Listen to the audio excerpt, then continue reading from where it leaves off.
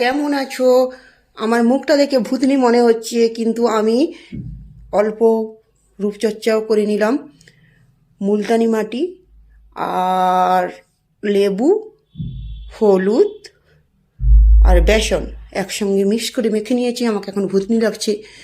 ঘরে খাবার মতো কিছু নেই আমার ঘরে। এখন আমি কি করব, কি খাবো? ডিউটি থেকে তো চলে আসলাম, দেখি কি করা যায়।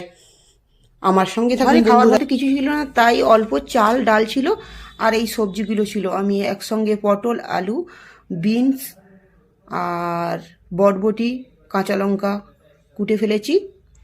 আর আমার এখানে তো কাঁচা ছোলা আগে থেকে ছিল, দেখুন বন্ধুরা, কাঁচা ছোলাও আছে।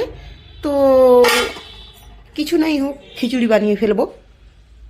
চাল ডাল ধুয়ে ফেলেছি আর সবজিগুলো ধুয়ে নিলাম, ধুয়ে দিয়ে দিলাম। আমি প্রেসার কুকারে করব, কারণ অল্প সময়ের মধ্যে খুব তাড়াতাড়ি খিচুড়িটা বানানো হয়ে যাবে। প্রচুর খিদে পেয়েছে, ডিউটি করে আসলাম তো এই জন্য। এর সঙ্গে অল্প ছোলাও আমি দিয়ে দিলাম। নুন, তেল, হলদি তো দিতেই হবে। নুন হলদি দিয়ে দিয়েছি।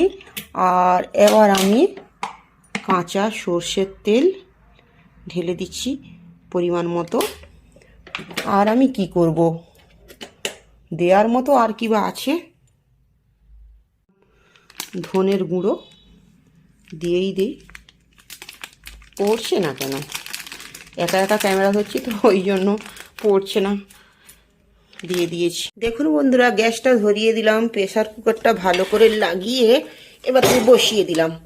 আর মোটামুটি আধা ঘন্টা হয়ে গেছে। এবার আমার এই ভূতনি ফেসটাকে আমি ধুয়ে একটু সাফ হয়ে আসবো, তারপরে দেখছি আমার খিচুড়িটা হলো কিনা। দেখুন বন্ধুরা, আমি ধুয়ে ফেলেছি। মুখটা খুবই লাগছে। আর এই পিম্পলগুলো হয়েছে, আমি বেশি ডিম খাই না এই জন্য। আর দেখো মুখটা গ্লেস লাগছে। আপনাদের আর একটা সিক্রেট বাতাবো পরে। এখন দেখি, চলুন খিচুড়িটা কতদূর হলো। খিচুড়িটা ফুটছে, এখনো পর্যন্ত সিটি পড়ছে না। আমি একটা কথাই বলছি, ঘরে যদি কিছুই না থাকে তাহলে কি করে খাবেন? আরে চাল ডাল আর পড়ে থাকা সবজি দিয়েও অনেক কিছু বানানো যায়। আর সকালবেলার রেসিপি খিচুড়ি, শীতকালে তো খুবই প্রিয়। গরম গরম খিচুড়ি সবার বহুত প্রিয়। আমার খিচুড়িটাও হয়ে এসছে, আর দুটো সিটি হয়ে গেলেই আমার খিচুড়ি রেডি।